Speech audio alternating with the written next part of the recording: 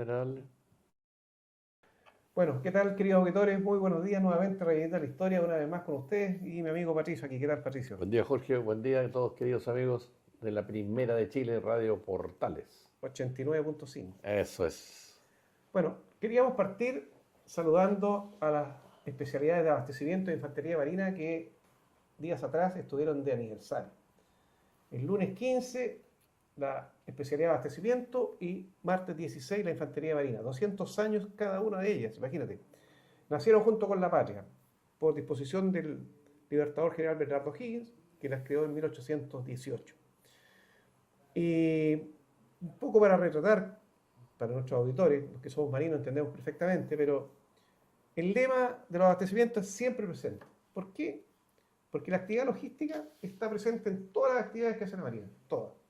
Y de hecho los especialistas en abastecimiento están en unidades y reparticiones a lo largo de todo Chile. De hecho, desde Arica hasta la Antártica, y La Pascua también. En la infantería marina tiene su lema Fortis Atque Fidelis, o sea, fuertes además de fieles.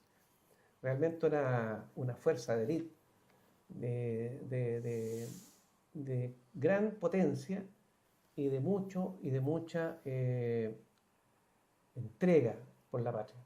Así que tengo la suerte, bueno, soy oficial de abastecimiento, 37 años vistiendo el uniforme, y dentro de esa carrera estuve 3 años con la infantería marina, así que un tremendo agrado recordarlo y darle nuestro saludo. En lo personal, me tocó muchas veces navegar y me daba cuenta de lo importante que era la eficiencia de los oficiales de abastecimiento, porque eran los que conseguían todo lo que apoya las actividades operativas. Entonces, que los viáticos, que comprar un repuesto, acomodaciones, vestimenta, etcétera, todo. Es una cosa que a cualquiera que lo conoce es impresionante. Y mis buenos amigos Infante Marina, ¿qué les puedo decir? Los vi muchas veces, hicimos muchos documentales con ustedes, con algunos que ya partieron de la Infantería Marina, a los cuales recuerdo con muchísimo cariño. De hecho, uno de nuestros presidentes, dos de nuestros presidentes son Infantes de Marina. Tres. Tres. El almirante Álvarez, el comandante Merlet y Cristian del Real. y mi querido amigo Cristian del Real. A los tres, un gran saludo, señores presidentes, la infantería presente. Fíjate que dentro de los 32 años ya que lleva la academia, ha tenido como 8 presidentes.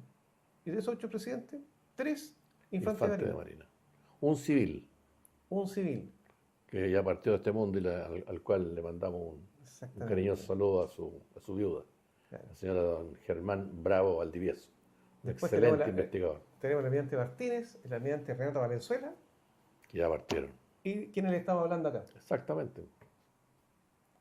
Así que, bueno. Y creciendo. Dijimos la vez anterior, habíamos adentrado ya en el asalto y toma del Morro de Arica. Dijimos que íbamos a entregar mayores detalles en esta oportunidad. Así que la toma del Morro de Arica, la verdad que fueron efectuadas prácticamente por el batallón, el tercero de línea y el cuarto de línea. Y tal como habíamos mencionado, bueno, tuvieron la ventaja, ¿no es cierto?, de este ingeniero, digamos, peruano que habían capturado, que le allanó un poco el camino, no todo, digamos, el camino, porque la verdad que el campo está bastante minado, digamos, pero sí por lo menos pudieron lograr hacer pasadizo, digamos, para poder seguir avanzando. Pero el grado, digamos, de impronta, de energía que Pedro Lago le impulsó a esos dos batallones fue tremendo, digamos, porque la toma del Morro de Arica al final fue en 55 minutos. Exactamente. Algo que se esperaba, digamos, que si se lograba dar, iba a ser con bastante más tiempo y con mayores bajas. Oye, yo quisiera hacer un alcance que creo que es importante. El minaje, el poner minas para el soldado chileno era una actividad que no compartía. Consideraba que era una falta de honor, que no era una forma leal de combatir. Y tal vez allí podría haber alguna explicación a lo que respondía el ejército de Chile con lo que era el repaso. Y el repaso era que muchas veces había un herido o un muerto en el campo de batalla y cuando pasaba un soldado chileno con el corvo le daba una estocada, un corte. Y el siguiente soldado hacía lo mismo. Entonces la Cruz Roja, cuando encuentra los cadáveres de los peruanos, dicen esta forma de luchar es endemoniada. Y claro, entonces estábamos en una guerra. Y eso es muy importante tener claro. Estábamos en una guerra donde las pasiones se desatan, donde la caballerosidad de pronto se desaparece. No le exijamos a las personas que están en guerra actos honorables permanentes, porque por ahí he escuchado que se habla mal de Grau. Y resulta que don Miguel Grau estaba en una guerra, pero en fin. Bueno, esto es Pero, lo mismo, digamos, que cuando ahora, ¿te acuerdas cuando hubo un proyecto que eh, para poder carabineros, digamos, de poder detener a alguien, tenía que preguntarle si era de más edad, si era señora, si era extranjero, ¿cierto? si era de grupos, Olvídate, de pequeños grupos, claro, o sea, ¿en qué mundo está pensando claro, esa persona que va? exactamente, exactamente, Imposible, por una guerra también tú puedes pensar lo mismo. Tú claro, tienes un objetivo que cumplir, ese objetivo se cumple a rajatabla, güey. claro, Claro, claro. exactamente. Pero quería hacer ese alcance porque de pronto aparece esto como un comentario muy, muy negativo para las fuerzas chilenas. Y estábamos en ese ambiente. Lo mismo pasa con todos los comentarios que cuando veamos la entrada a Lima, yo Sí. quiero conversar sobre el bandidaje, las violaciones, los robos y todas esas cosas que se dicen del Ejército de Chile. Quiero mostrar también una visión desde la misma institución respecto a cómo fueron las cosas o cómo están los partes de combate. ¿Cierto? Es importante dejar eso, que nuestros auditores puedan mirar desde esa perspectiva también, además de las otras que se escuchan, bien, pero que esté la otra perspectiva. Mira, el cuarto de línea tuvo una participación tan importante que el regimiento, el mayor regimiento que existe en Arica, se llama justamente, lleva el número 4. Tiene el nombre Rancagua, la verdad, Exacto. pero es el cuarto de línea, po. Exactamente. Y tiene como patronímico, o sea, el nombre, digamos, de su figura, a Juan José San Martín, que era el coronel que lo comandaba el cuarto de línea, que muere, Exacto. digamos, en ese asalto. Bueno, por parte ahora de las fuerzas boliviano-peruanas, la verdad es que la plaza estaba mandada por el coronel Bolognesi. Ya dijimos, digamos, que tenía también al coronel More, no coronel, perdón, capitán de navío, Claro. pero que ya no estaba como oficial, digamos, estaba como voluntario, porque el Consejo de Guerra le había quitado, digamos, todos sus pergaminos. Y él se sentía, digamos, que necesitaba alguna acción heroica para poder reivindicarse. Y yo quiero dar a conocer, porque entre lo que nos preparamos, digamos, para esta presentación, una carta que él le manda a su señora. La carta es bien decidora y creo, digamos, que eh, si uno quiere conocer un poco la emoción, el detalle, cómo se sentía, digamos, la persona cuando está en ese combate, pongan atención en la carta. Esta la escribió el día 6 de junio. El combate, digamos, fue al día siguiente, en la madrugada al día siguiente. Dice, mi adorada esposa, te escribo estas apretadas líneas desde mi tienda en el morro con el enemigo acechando. Es cerca de la medianoche y acabo de conferenciar con Bolognesi, a quien admiro por su resolución, en una patria donde los pusilánimes encuentran nido fértil. Esperamos que se dé el desenlace en las próximas horas. Así nos lo ha asegurado Elmore. Elmore era el ingeniero, digamos, que había sido capturado y que lo había mandado, digamos, Pedro Lagos a parlamentar, quien se vio obligado a ser de emisario de Lagos por haber caído prisionero. No se aceptó una propuesta de rendición del enemigo que a poco nos transmitió el joven ingeniero, que se dio tiempo para aconsejar a Bolognesi que concentrase las tropas en el morro. Muchos jefes recomendaron no aceptar el consejo, no por desconfiar del joven patriota, sino del enemigo y sus argucias. Mi opinión fue en favor de lo dicho por Elmore, pero el jefe de la plaza decidió mantener las posiciones ya adoptadas. De aquí, cada cual a lo suyo, recibiremos al enemigo como se merece. No sufras más, mi amada esposa. Ya pronto todo esto acabará. Te suplico me perdones por el dolor que mi desgracia te ha causado, por estar lejos de ti tanto tiempo, por no poder abrazarte una vez más. Has sido la más ideal, la más valiente mujer que cualquier hombre bien nacido pudiese desear para sí. Moriré pronto, Carmen. Es el justo precio que debo pagar, y te suplico que lo aceptes así y que algún día se lo hagas entender a nuestros pequeños hijos. Me iré pensando en ti, en Guillermo y en José Miguel, y en paz, sabiendo que cuidarás muy bien de ellos y que les hablará siempre de su padre. Al fin su padre podrá restablecer su honor, esposa mía. Punta Gruesa fue mi infierno, Arica será mi gloria. Abraza a mi querido suegro, le estaré eternamente agradecido por lo que hizo por mí desde muy joven y más aún por haberme permitido entrar en la vida de su idolatrada y maravillosa hija. Tu amantísimo esposo, Juan Guillermo More. Qué tremendas palabras en realidad para saber que la está diciendo porque eran sus últimas horas. Exactamente. Como tal ocurrió. Él murió un par de horas después cuando se produjo, digamos, el enfrentamiento. Así que, bueno, es parte de lo que se vive en la guerra, y por eso es que es importante cuando se rescatan, digamos, las cartas, cuando se rescatan los testimonios, digamos, de terceros, digamos, en este caso el combate de Iquique, cuando se ve lo que dijo la prensa extranjera, porque ahí no se forma el cuadro completo. Exacto. Nosotros tenemos también otro personaje interesante que es Ugarte. Ugarte. Ugarte acompañaba a Bolognesi y extraje algunos datos interesantes de su vida. Es uno de los héroes máximos del Perú, Ugarte. Estudió contabilidad en Valparaíso, Ah, miren. acá en Chile. Él estaba a punto de hacer un viaje a Europa donde iba a casarse. Y él renunció a viajar para quedarse luchando por Perú. De su peculio, de su bolsillo, él organizó el batallón Iquique número 1. Mira.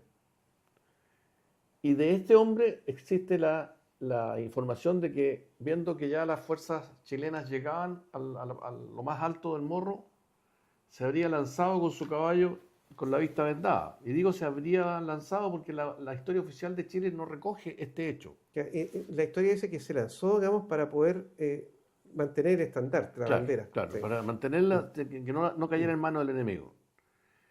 Sin embargo, bueno, la historiografía peruana dice que así fue. Así que ahí hay una diferencia que difícilmente la podemos resolver nosotros, pero tenemos que ser leales con las visiones y darle a ustedes las versiones que existen. Ahora, lo importante es que tras la batalla, y esto lo dice la historiografía chilena, el párroco de Arica encontró sus restos, que estaban despedazados, habían caído de 130 metros de altura, o sea que sin duda que el hecho ocurrió, de que cayó desde el morro, o se lanzó, perdón, que se lanzó desde el morro, así es. Y que habría dicho, antes muerto que ver mancillada la bandera peruana. Exacto. ¿Y cómo se identificó su cuerpo? Porque uno de sus pies tenía los calcetines con las iniciales de su nombre bordadas. Algo parecido a lo que ocurre con la sábana que envuelve los restos de Prat, que es una sábana blanca que tiene ELL bordado en un extremo. Eduardo Llanos. Entonces, son los elementos que permiten identificar. Después de eso, fue sepultado en el cementerio de Arica, pero después fueron trasladados sus restos junto con los de Miguel Grau al mausoleo de las glorias del Perú. Se llama Cripta de los Héroes. Cripta de los Héroes. Ese fue el último lugar al que fueron trasladados los restos de ambos héroes peruanos, que fue en 1980. 1980. Después. Mucho después. Mucho después. Yeah. Su madre participó de la recuperación del cadáver y participó del primer traslado que se hizo de los restos de su hijo. Entonces, yo quise mostrar este hombre que aquí en Chile lo único que se sabe es que se lanzó en el caballo. Entonces, es bueno escudriñar un poco. Bueno, además que hay muchos así que superficialmente siempre pensaban que era Bolognesi que se había lanzado. Claro, mucha gente decía que era Bolognesi, y Bolognesi no lo hizo, fue Ugarte. Entonces, ¿a dónde voy? Que tanto desde Chile, desde Perú, surgieron héroes, pero sin ninguna duda. El combate de Angamos está lleno de héroes peruanos que hay que reconocerlo. Porque murió Grau, asumió, digamos, el relevo, murió el relevo, asumió otro relevo y así. Claro. Fíjate que así como tú encontraste la carta de More, yo tengo la última carta que manda Bolognesi a su señora. Se va a aprovechar de leerla. Importante. Es muy similar el espíritu. Y fíjense que también se parece a el último mensaje que le manda Prat a su esposa a través del guardiamarina, cuando le dice, dígale, a Vicente Segers, cuando le dice, dígale a mi Carmela, se ocurre lo que yo creo. Claro, sí. Dígale que mis últimos votos, mis últimos pensamientos fueron para ella y mis hijitos. Y es lo que tú acabas de leer, de More. Exactamente. Nombra a sus hijos. Digamos a los auditores que en pantalla tenemos la recreación que hizo el ejército. Exacto. De la toma del morro. De cómo más o menos fue la cosa. Claro. No, si fue... Dice Francisco Bolognesi a su esposa. Yo hice un pequeño extracto. Esta será una de las últimas noticias que te lleguen de mí. la amenaza de rendición o aniquilamiento por el enemigo superior a las fuerzas peruanas son latentes y determinantes. Lo que le pasó a Prat cuando vio al Huáscar de la Independencia, este hombre se da cuenta, cuando van subiendo las fuerzas, dice, no vamos a ser capaces. Entonces ya lo saben. O sea, asume que la contienda es desigual. Exacto. Los días pasan sobre este peñasco de la ciudadela militar engrandecida por un puñado de patriotas, fíjense bien, que tienen su plazo contado y su decisión de pelear sin desmayo en el combate para no defraudar al Perú. Y aquí viene la parte humana. ¿Qué será de ti y nuestros hijos, amada esposa? Tú que me acompañaste con amor y santidad. Dios va a decidir este drama y aquí él hace una acusación muy clara, en el que los políticos que se fugaron, porque en Perú en ese momento hay una verdadera guerra civil dentro del gobierno, disputa de poderes. Disputa de poderes, dentro de lo que tú relataste la vez pasada de Nicolás de Piero, la que aprovecha una instancia y le quita el poder al presidente Prado. Entonces, para los militares que tenían que hacer la guerra debajo de esos líderes, era particularmente, y aquí él en esta última carta lo dice, Dios va a decidir este drama en el que los políticos que se fugaron y los que asaltaron el poder, ¿está refiriendo a eso? Tienen la misma responsabilidad. Y aquí viene algo fuerte. Unos y otros han dictado con su incapacidad la sentencia que nos aplicará el enemigo. Y fíjense lo que termina diciéndole. Nunca reclames nada para que no se crea que mi deber tiene precio. En el fondo al final le dice, pero yo hago esto no por obedecerle a estos corruptos, sino por el amor a mi patria. Entonces, que está por vale la pena, pues viejo, vale la pena recoger estos antecedentes tan importantes y para hacer un reconocimiento a nuestros enemigos del ayer, hermanos del día de hoy y en el futuro. Y por eso es que es tan importante este programa. Cuando vimos qué nombre le podíamos poner, reviviendo la historia, estamos reviviendo pasajes de la historia, están disponibles. Si aquí nosotros no hemos inventado nada, hemos leído, hemos estudiado y hemos seleccionado aquello que consideramos que es lo más importante que debieran ustedes compartir. Así que, bueno, todas estas son instancias bastante humanas dentro de un ambiente que en realidad está bastante afectado, digamos, por todo el fuego, qué sé yo, por todas las bajas que se están produciendo, pero fíjate cómo la persona acepta su destino. Claro, y lo acepta con una fortaleza impresionante. Impresionante, porque no es fácil despedirse de la vida lejos de tus hijos, de tu mujer, tus amores. Y fíjate que por eso que es importante también el libro que sacó Ernesto Paredes. Está ya ahora en la segunda edición más ampliada, digamos, de su primer libro, que se llama 1978, dice, testimonio, algo así, historias, digamos, en el fondo, relatos, digamos, de las personas que participaron en los buques que estaban allá desplazados en el sur. porque ocurrieron cosas similares. Similares, exactamente. Sí, mira, si al final de cuentas, cuando te hace la guerra, ¿qué significa la guerra? La posibilidad de muerte. Por supuesto. Pero tú hiciste un juramento. Si eso es lo que pasa. Claro. Por eso aquí en el fondo uno no puede decir, digamos, chuta, pero me voy a morir. Lógico, lógico, pero sí, esa es nuestra carrera. Nuestra carrera es esa. Morir por la patria, en caso de que sea necesario. El juramento no es menor. Claro. Es algo bastante supremo, mucho más allá. Hay un relato donde un sargento le grita a unos soldados, levántense, nacimos para morir. Como los viejos gladiadores, los que van a morir te saludan, que van a morir. Nacimos para morir, levantarse. Claro. ¿Cuándo? Cuando Dios quiera. Claro. ¿Y cuándo? ¿Y cómo? Defendiendo nuestra patria. Me acordé lo que tú dijiste cuando Jaya subía a cubierta y le pregunta a Uribe, ¿y qué hacemos, cierto? ¿Qué hacemos? Morir. Y el gringo partió para abajo. Y junto con todo, porque era el más antiguo de los ingenieros. Exacto. Y murieron todos los ingenieros. Todos. Claro. Muchas veces como que se pasan un poquito de largo. Y yo tengo compañeros de curso de máquinas que me dicen, oye, cuando hablen del 21 de mayo no se olviden de los ingenieros, que murieron todos abajo. No, obviamente. Una muerte horrible, porque o estaban asfixiados por el humo o se ahogaron con la inundación. Ahora, lamentablemente, cuando todo pasa y vuelve la tranquilidad, vuelve la normalidad, parece que todo esto se olvida, fíjate. Y ese reconocimiento, esa valoración a aquellos, digamos, que fueron a entregar su vida, aquellos, digamos, que se salvaron y volvieron, están después mezquinas, fíjate, que es lamentable y eso se ha dado mucho. Por eso, digamos, que a nosotros también nos interesa, y en ese sentido, digamos, me animo, digamos, en mi calidad de presidente de la Academia de Historia, digamos, con Patricio, que es el vicepresidente, de poder hacer todos los esfuerzos Exacto. para tratar de reivindicar y darle la justicia que se merece a cada uno de los que fue a pelear, digamos, por Chile. En ese aspecto admiro y quiero reconocer lo que hace, digamos, Pelayo, ¿no es cierto? Mauricio Pelayo. Porque este dicho, digamos, de que un hombre o mujer, digamos, solo muere cuando se lo olvida. Y nosotros ya hemos instituido estas romerías que las vamos a seguir incrementando. Sí, por supuesto. Hemos ido ya a varios lugares, Cementerio Santinés, Cementerio Parque del Mar, y trataremos de ir a otros más. Porque hay que reconocer esa voluntad irrenunciable de quienes, sin trepidar, digamos, fueron al frente de batalla.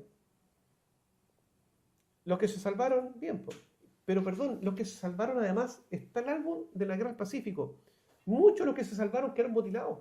Muchos. Y fíjate que otros, en la investigación que hice para este capítulo, otros perdieron la razón También. a raíz de la guerra. Les llaman los loquitos de la guerra. Sí. Y decía el investigador que los mencionó, decía, y se ha escrito muy, muy, muy poco de ellos.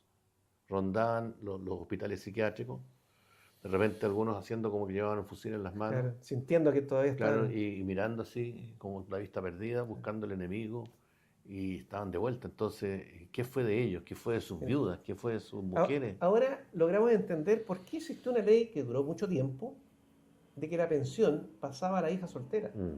¿Por qué? Porque ellos, digamos, que después no tuvieron, digamos, las pensiones adecuadas, no tuvieron el reconocimiento que correspondía en muchos casos, algunos sí, otros no. Entonces, las hijas no se casaban, se dedicaban a cuidar a su padre. Claro.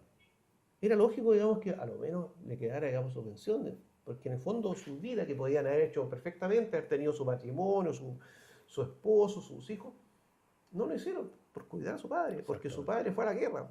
Y los llevaban al hospital y estaban con ellos, esperando la hora, etcétera, los remedios que eran caros, etcétera. Hay que pensar, digamos, Wenceslao Vargas falleció, empezó por ahí por el año 1950 y tanto. 57 creo. Por ahí.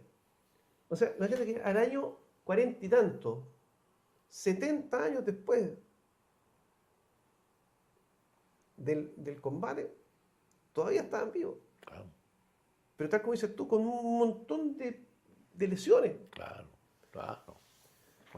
Bueno, la verdad que a lo menos, digamos, se merecen un reconocimiento nuestro. Y Exactamente. vamos a hacer todo lo posible por seguir incrementando nuestra investigación, nuestro estudio y nuestra valoración y reconocimiento a todos ellos, los que realmente estuvieron ahí en el frente. Bueno, por eso digamos que en la vez anterior también terminamos nuestro programa, y ahí nos ayudó mucho nuestro amigo Aldo acá, con la canción de los 4 cuartos para todo el Morro de Arica. Y la verdad es que muy, muy ajustada al relato de lo que realmente sucedió. Bueno, ellos recogen, digamos, los escritos de Jorge Nostroza, o sea, Claro. un monstruo, digamos. Ahora, los Morros de Arica, fíjate que hay investigadores que dicen que no tuvo un peso estratégico grande, pero sí fue como una réplica Ah, sí, pues fue como... de la bravura, Sí, de la bravura del soldado chileno, porque si bien es cierto, los peruanos dijeron son más en cantidad, pero la posición era casi increíble. pues si nadie podía imaginar que se iban a tomar el Morro en 55 Claro, minutos. entonces la fama del soldado recorría Europa, y eso sin duda que afectaba la moral del combatiente peruano, porque permanentemente estaban levantando la figura del soldado chileno y ellos eran los que... Y por el eso se pedestal. escogió ese día para el Día de la Infantería. Exactamente, Claro. exactamente. Y ellos, y el peruano era el pedestal donde se paraba este victorioso. Sí. Entonces para ellos era muy duro. Más aún cuando, poquito tiempo más, que ya lo vamos a ver junto con ustedes, el ejército chileno entra con paso de ganso en las calles de Lima. Entonces es particularmente fuerte. Estudiando, digamos, preparando para acá, escuché el himno de Arica. Ah, sí, muy lindo. Hay una parte del estribillo que dice, Arica, siempre Arica hasta morir. Se escucha bien. Son pocas palabras, pero en realidad dice mucho. Yo seguro que tiene raíces en la Pero Guerra del lógico, Pacífico, seguro. exactamente. Claro.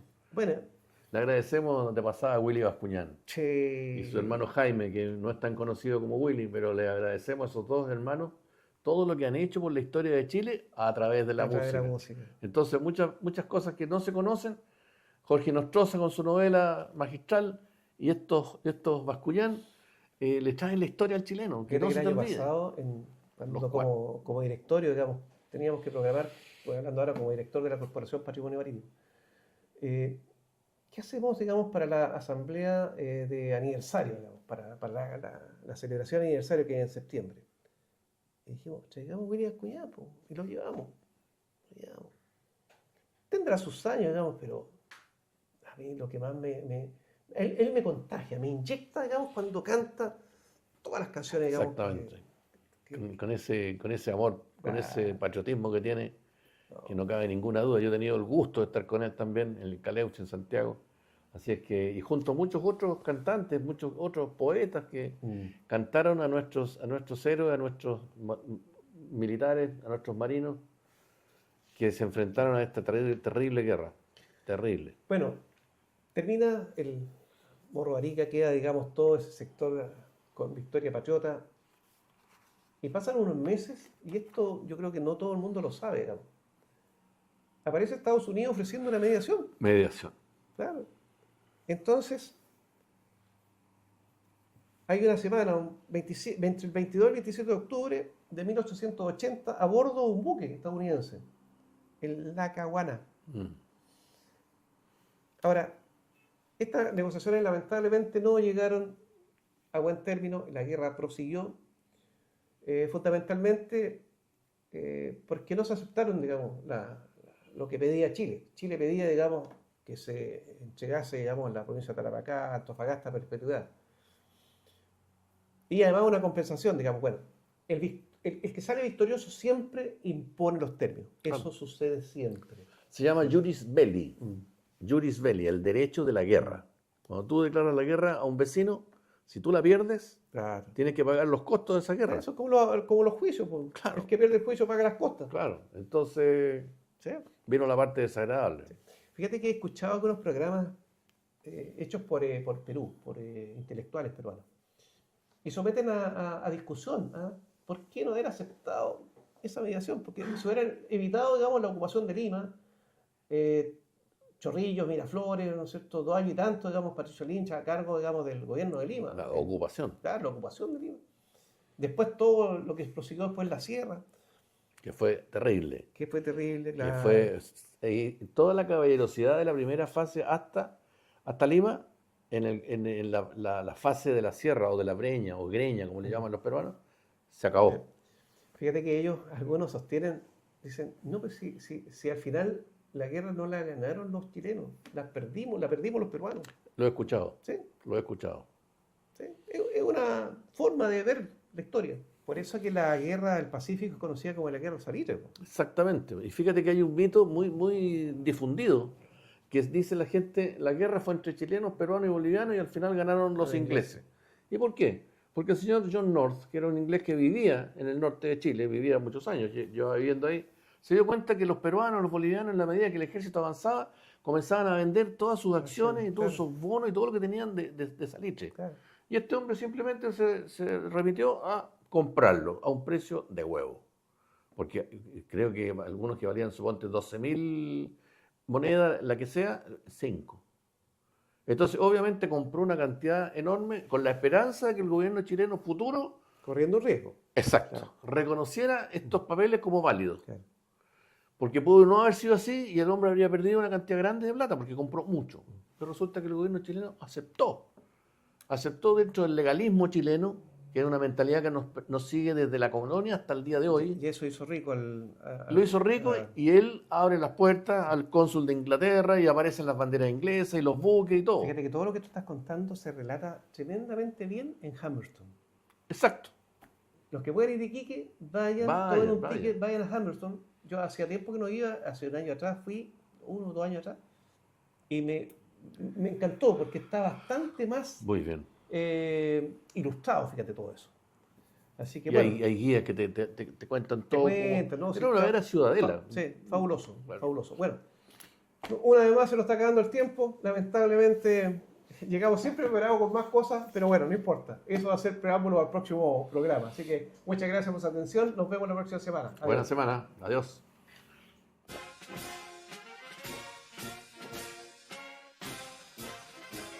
No se olviden de dar like, campanita, suscribirse, para que sigamos conectados a través de las redes sociales. Muchas gracias. Debemos confesarles que hemos tenido algunos problemillas para hacer funcionar nuestro WhatsApp y atender todos los mensajes que nos han mandado. Pero ya esto lo hemos solucionado, así es que continúen participando con nosotros, comunicándose a nuestro WhatsApp, que es el más 569-477-12984. Los esperamos y vamos a dar la respuesta a todas sus intervenciones. Adiós. Noble pabellón, con las glorias de junio se cubrió. Arica, siempre Arica, siempre Arica.